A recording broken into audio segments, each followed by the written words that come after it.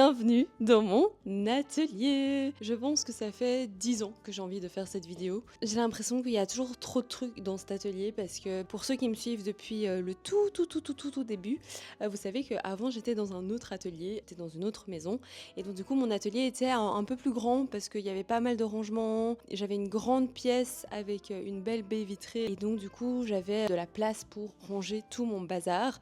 Sauf que ici on a déménagé et là en fait je vous montre que mon espace à moi, mais derrière ici il y a tout l'espace de mon copain et pour tout vous avouer, même s'il n'est à son petit espace. Mais bon voilà, aujourd'hui on va se concentrer sur ma partie. En gros c'est une pièce qui a été un peu divisée en deux. Donc ici on a toute la partie avec la terrasse que vous trouvez ici et en fait ici on a toute une partie qui va être divisée par cette petite armoire. Je vais un petit peu vous montrer, vous expliquer. C'est parti! Alors pour ceux qui étaient déjà là quand j'ai déménagé, j'avais fait un petit atelier tour. Donc là-bas ici c'est l'espace de mon copain, donc on va pas aller en détail par là. Ici quand on arrive en fait on a un énorme canapé qui sert principalement de lit à Sydney. Mais du coup j'ai une petite partie de ma bibliothèque que vous pouvez voir ici.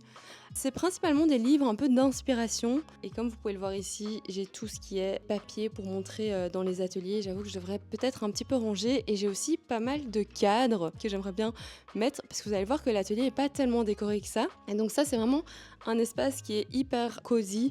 J'avoue qu'on se pose pas tellement que ça dedans, mais c'est très chouette le matin comme vous pouvez le voir, il y a pas mal de soleil. Là il est genre 11h et du coup il y a toute cette partie qui est illuminée.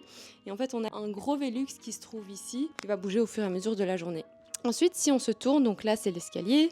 Ici, on a une grosse partie des papiers qui se trouvent juste ici et on a une petite table. Désolée, on va être un petit peu à contre-jour, donc il va y avoir énormément de lumière qui va venir de la terrasse. C'est une petite table comme ceci qui se trouvait déjà en fait dans la maison et que j'ai juste récupérée. L'idée de base, c'était d'avoir une table pour faire tout ce qui va être en dehors de l'aquarelle, c'est-à-dire couture, broderie, crochet, enfin peu importe. Et donc ça me permettait d'avoir un petit peu un espace à côté.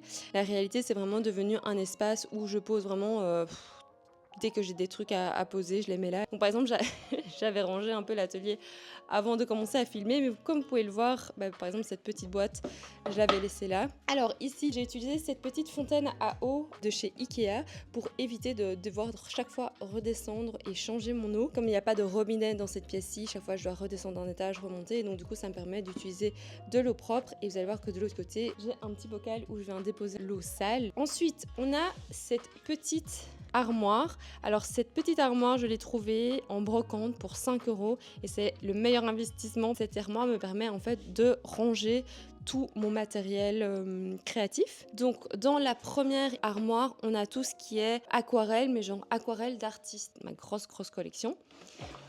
Dans le deuxième tiroir, c'est aussi de l'aquarelle, mais c'est toutes les aquarelles que je vais utiliser plutôt soit pour les ateliers, donc ça c'est un petit peu ce que j'utilise pour re-remplir chaque fois les palettes que vous avez pendant les ateliers. Et vous avez aussi tout ce qui va être plutôt genre aquarelle en tube. Ici on se trouve avec tout ce qui va être matériel créatif mais qui n'est pas de l'aquarelle, donc par exemple les crayons aquarellables, les crayons normaux, les pastels, les néocolores, les pastels à l'huile, enfin bref, tout se trouve ici. Ensuite, on a la partie avec tout ce qui va être autour du fil, c'est-à-dire broderie, crochet, couture. Et enfin, ça c'est vraiment la partie que je devrais vraiment cleaner. C'est tout ce qui va être palette. Ah, j'en ai tellement. Donc voilà, ça c'est pour la petite partie ici. Maintenant, on arrive à la partie que vous connaissez certainement le plus parce que c'est celle qu'on voit le plus dans mes photos, dans mes vidéos. Enfin, dès que je me filme, ça va être ici. Donc, en gros, comment est-ce que j'ai fait ça? J'ai divisé plus ou moins l'espace en deux, mais je suis pas hyper rigoureuse quant à l'exploitation de l'espace. Donc, c'est un peu comme si vous pouviez diviser le bureau en deux. Il va y avoir la partie créative qui se trouve ici et la partie genre plus administrative, montage vidéo, ordinateur qui se trouve ici. Dans cette partie-ci, en fait, on va vraiment avoir le pied pour pouvoir filmer toutes mes vidéos, que ce soit les tutoriels, les réels, etc. On va avoir tout le papier. J'avoue que je devrais vraiment ranger cette partie-ci parce que en fait dès que j'ai des papiers, parfois même des papiers admin, je les fourre là-dedans, c'est hyper pratique. Ça vient de chez Ikea d'ailleurs si jamais ça vous intéresse. Dans cette partie, j'essaie vraiment de combiner toutes les choses créatives. Donc il va y avoir les pinceaux, il va y avoir ma petite pochette avec tout mon matériel. Ici il y a mon petit matcha de ce matin. Il y a les crayons qui se trouvent ici. Et là, ça c'est le petit pot dont je vous parlais, c'est le pot avec l'eau sale. Donc dès que ça c'est sale, je le verse là-dedans et en fait il me suffit juste de faire un aller-retour pour changer l'eau. Donc c'est assez pratique. On a ici les petits chiffons, on a le porte-pinceau. Donc ça c'est vraiment la partie créative et je pense que c'est la partie que vous voyez le plus sur mes réseaux sociaux. Et ensuite on arrive dans la partie un petit peu plus tech. Alors petit disclaimer, la maison qu'on a achetée est une très vieille maison. C'est-à-dire que il y a des fils partout. Je sais pas ce qu'ils ont fait à l'époque, mais en gros, ils ont relié cette prise-ci à l'interrupteur qui se trouve là. Sauf que du coup, il y a 2-3 mois, il y a eu un faux contact. Genre ça a fait des étincelles et tout, donc moi j'étais trop stressée. Donc du coup, j'ai retiré la prise. Mais comme ils ont mis le bois ici, en fait le fil se trouve à l'intérieur du bois là, hop, je sais pas si vous voyez. Moi en fait ma prise, je peux pas glisser le fil à l'intérieur, donc c'est pour ça qu'il y a un vieux fil qui fait tout le mur. Ça relie tout ça et tout ce qui se trouve ici, donc ça, j'en sorry, c'est un petit peu le bazar. Mais donc voilà, comme ça vous savez pourquoi il y a des fils un petit peu dans tous les sens. Ici on a un peu ma petite bibliothèque restreinte, c'est-à-dire les livres que je suis en train d'utiliser en ce moment, que ce soit des livres d'inspiration, que ce soit des carnets, que ce soit des livres pour faire des tutoriels, etc. Donc ça c'est ma petite sélection et cette sélection va changer au fur et à mesure que l'année avance. Ici on a un support de bureau qui je trouve hyper pratique. Ici j'ai rajouté un petit tiroir avec tout le matériel technique, c'est-à-dire tout ce qui va être disque dur, fil, carte SD, enfin bref, vous avez compris quoi. Et ici, je vais avoir mes palettes d'aquarelle que j'utilise le plus souvent et j'ai des petits trucs, genre par exemple ça c'est pour nettoyer mon clavier, nettoyer mes trucs, hop. Et ici, ce truc-là les gars, c'est génial. C'est genre un petit aspirateur de bureau et franchement ça fonctionne super bien. Ici, on a mon ordinateur qui est assez vieux.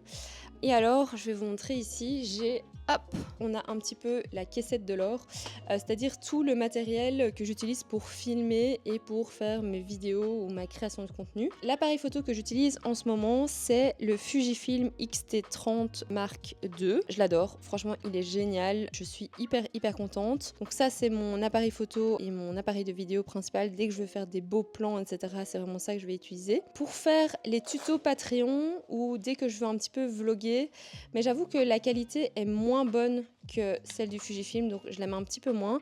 C'est ce petit appareil photo compact Lumix. Et du coup ici j'ai une panoplie d'autres accessoires. Donc par exemple ici j'ai un micro Rode que je trouve qui fonctionne un peu moins bien dans ma maison parce que j'ai des très hauts plafonds et ça a tendance à résonner de ouf. Ensuite ici on a le petit trépied comme ceci, assez sympa. Là on a cet appareil photo très vintage, c'est une caméra et ça me permet d'avoir un effet fisheye. On a aussi des objectifs différents, etc. Enfin bref, c'est un petit peu la caverne d'Ali Baba quoi. On arrive dans la partie un petit peu plus en bordel, mais c'est parce que en fait, de base, tout ça était relié à la prise qui a pété. Et donc, du coup, j'ai dû un peu réarranger. J'ai pas encore eu le temps de réarranger. Et donc, cette partie-ci, c'est une partie avec pas mal de choses admin. Donc, je vais vous expliquer un petit peu tout ça. Vous avez ici mon imprimante que j'ai depuis 4 ans, que j'aime d'amour. Elle est vraiment genre incroyable. Ici, on va avoir de nouveau plein de livres artistiques, tout ce qui va être comment dessiner, apprendre l'aquarelle, les couleurs, etc., ou des livres un petit peu d'inspiration, donc j'aime bien avoir tout ça ici. Alors normalement, cette partie-ci est triée, donc normalement ici c'est le papier pour imprimer les fascicules des ateliers.